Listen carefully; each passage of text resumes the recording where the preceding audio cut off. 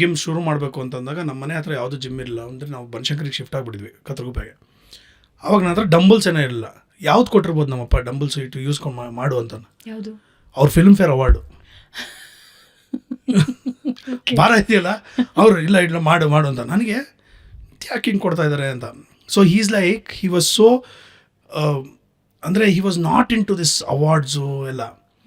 ಅವ್ರಿಗೆ national award declare ಆಗಿದೆ ಅಂತ ನಮ್ಗೆ ನ್ಯೂಸ್ ಬರುತ್ತೆ, ಬೆಳಗ್ಗೆ ನೋಡಿದ್ರೆ ಚೇಂಜ್ ಆಗಿರುತ್ತೆ. Is like okay, no problem, ಅದರಲ್ಲಿ ಏನಿದೆ, ನನ್ನ ಕೆಲಸ ಇಂಪಾರ್ಟೆಂಟ್ ಒಂದು.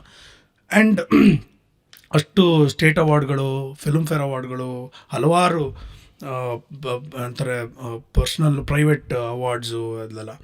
But he never gave importance to awards. He wanted to perform.